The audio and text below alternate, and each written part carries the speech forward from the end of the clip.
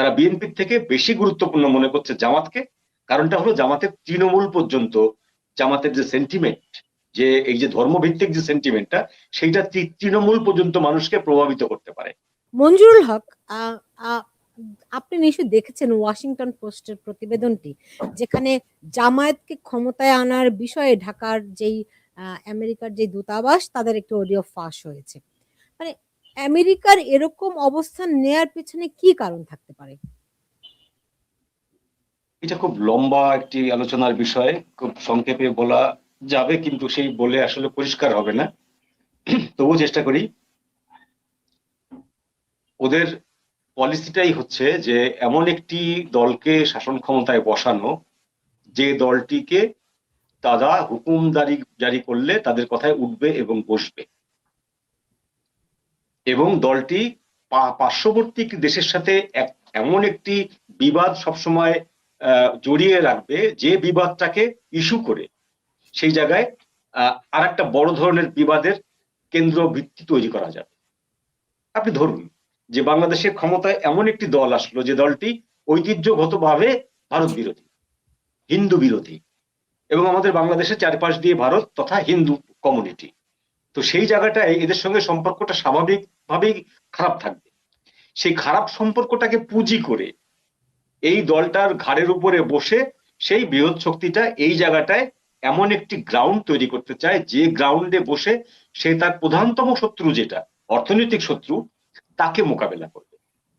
সেই শত্রুটাকে মোকাবেলা করতে গেলে বাংলাদেশের গ্রাউন্ডটা তার দরকার, এবং এই গ্রাউন্ডে একটা তল্পিবাহ সরকার তার দরকার, যে সরকারের ভিতরে গণতন্ত্র বা ডেমোক্রেসি বা পরমত সহিষ্ণুতা এগুলো থাকবে না, যারা থাকবে একেবারেই হচ্ছে উগ্রপন্থী, এরকম একটি সরকার।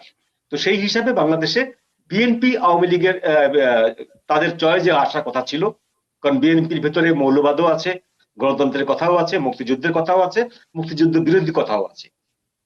কিন্তু তারা বিএনপির থেকে বেশি গুরুত্বপূর্ণ মনে করছে জামাতকে।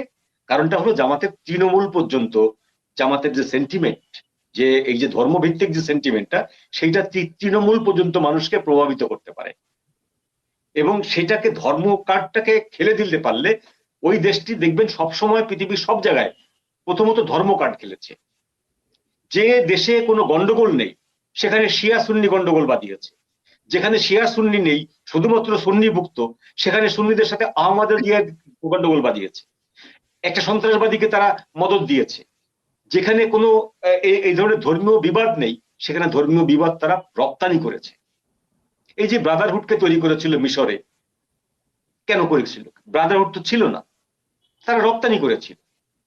তারা সিরিয়াতে এমন অবস্থা করেছে যে সন্ত্রাসীর তারা মাথার দাম ধরেছে কয়েক মিলিয়ন ডলার, সেই সন্ত্রাসী এখন তাদের প্রেসিডেন্টের সঙ্গে বসে বসে চা কফি খাচ্ছে।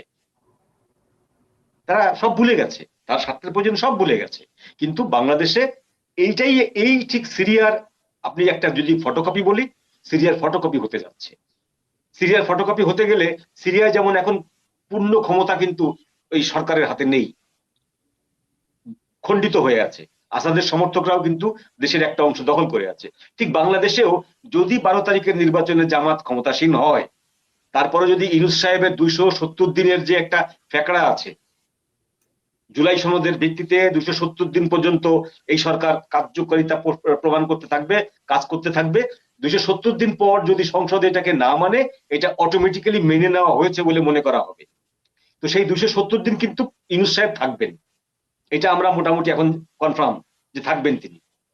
তাহলে যে কেওয়াজটা হবে, বিশেষ করে ভারতের সাথে যে কেওয়াজটা হবে, সেই কেওয়াজের মেইন বেনিফিশিয়ারি হচ্ছে ওই দেশটি, যে দেশটির কথা আপনি বললেন। সেই দেশটি মালাক্কা প্রণালী অঞ্চলটাতে ইন্দো প্যাসিফিক স্ট্র্যাটেজি অনুযায়ী তাদের অর্থনৈতিক শত্রু, সবচেয়ে বড় শত্রু চীনকে ঘায়েল করার জন্য বাংলাদেশ, মিয়ানমার, ভারত, এই যে ট্রায়াঙ্গেল, এই ট্রায়াঙ্গেলে তার একটি ল্যান্ড দরকার, যেখানে বসে সে এই ষড়যন্ত্রগুলো চালাবে। তার বে অফ বেঙ্গল দরকার। তো সেটা তাকে নিশ্চিত করতে পারে একমাত্র এইরকম একটি দল, যে দলটি নৈতিকতায় বিশ্বাস করে না, দেশের সার্বভৌমত্বে বিশ্বাস করে না, শুধুমাত্র ধর্মভিত্তিক রাজনীতি করে। এরকম একটি দলকেই তাদের দরকার। সেই জন্য তারা জামাতকে সমর্থন দিয়েছে প্রকাশ্যে। এখন ডক্টর নবী, যদি জামাত 12 ফেব্রুয়ারি নির্বাচনে বিজয়ী হয়ে যায়, কি হবে?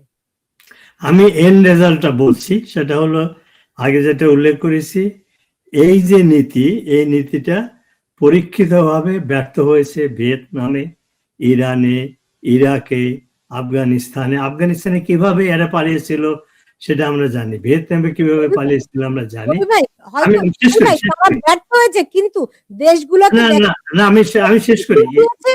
এইখানে তারা ব্যর্থ হবে, কিন্তু ক্ষতিগ্রস্ত হবে বাংলাদেশ, বাংলাদেশের মানুষ।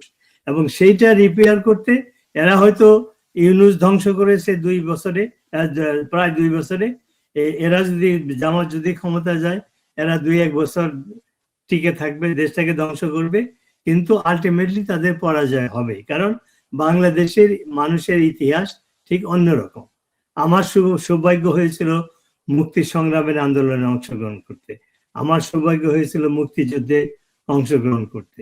তখন কি আমরা ভেবেছিলাম যে দুটো বৃহৎ শক্তি আমেরিকা, চায়না আমাদের বিরোধিতা করেছিল? পাকিস্তানি সশস্ত্র বাহিনীর বিরুদ্ধে আমরা জীবনে প্রথম বন্দুক হাতে নিয়েছিলাম, তারপরে ট্রেনিং নিয়ে যুদ্ধ করে জয়লাভ করেছি। কাজে বাংলাদেশের মানুষ, তারা ওই দেয়ালে যখন পিঠ থেকে যায়, তারা সামনের দিকে আগায়।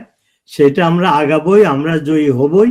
কিন্তু মাঝখানে মানুষের এই যে 2 বছরে যে মানুষের যে দুঃখ দুর্দশা বাড়লো, হিউম্যান রাইটস ভায়োলেশন হলো, আপনি যে ফ্যামিলির কথা উল্লেখ করলেন, এরকম ঘটনা প্রতিদিনই হচ্ছে। মাইনরিটিদের এই যে দাস, তাকে যেভাবে মারা হলো, এগুলো তো বিশ্বের ইতিহাসে আধুনিক যুগে বিরল ঘটনা। এরপরেও যারা বলে যে আমরা we have zero tolerance towards religious fundamentalism বা রিলিজিয়াস সন্ত্রাসী, তারা মুখেই কথা বলে, কিন্তু বাস্তবে কি করতেছে সেটা তো বিশ্বের বিভিন্ন দেশ দেখে ফেলেছে, আমরাও দেখতে যাচ্ছি। আলটিমেটলি জয় আমাদের হবেই। আমরা সাময়িকভাবে আমাদের ক্ষতিগ্রস্ত আমরা হব, মানুষের দুঃখ দর্শা বাড়বে, দেশটার ক্ষতি হবে, কিন্তু আলটিমেটলি এরা জিততে পারবে না। কারণ ইতিহাস বলে, এটা কোনো রেটরিক নয়, কোনো আবেগ, কোনো স্টেটমেন্ট, আবেগ ভিত্তিক কোনো স্টেটমেন্ট নয়। দিস আর দি ফ্যাক্টস, এটা হতেই হবে। এবং এই যে জুলাই আগস্টে যে সমস্ত মানুষ, সাধারণ মানুষ ভুল ন্যারেটিভের পক্ষে প্রতারিত হয়ে তারা রাস্তায় নেমেছিল, তাদের অনেকেই এখন বলছে আমরা ভুল করেছি, আমরা অতীতেই ভালো ছিলাম। তো এই বাংলাদেশে এখন যারা জামাতকে সমর্থন করছে বা করতে যাচ্ছে, বিশেষ করে সেনাবাহিনী, তারাও বুঝতে পারবে যে তারা ভুল পথে আগাচ্ছে। জামাতকে সমর্থন করা মানে বাংলাদেশকে ধ্বংস করার জন্য রায় দেওয়া। এইটা যদি কোনো দেশপ্রেমিক লোক রায় দেয়, তাহলে তারা আর ওই দেশপ্রেমিকের তকমা তাদের আর কপালে জুটবে না। তারা দেশদ্রোহী, দেশের ধ্বংসকারী হিসেবে চিহ্নিত হবে। এবং দেশদ্রোহীরা কখনোই পার্মানেন্টলি জিতে না, সাময়িকভাবে তারা জিততে পারে। ধন্যবাদ।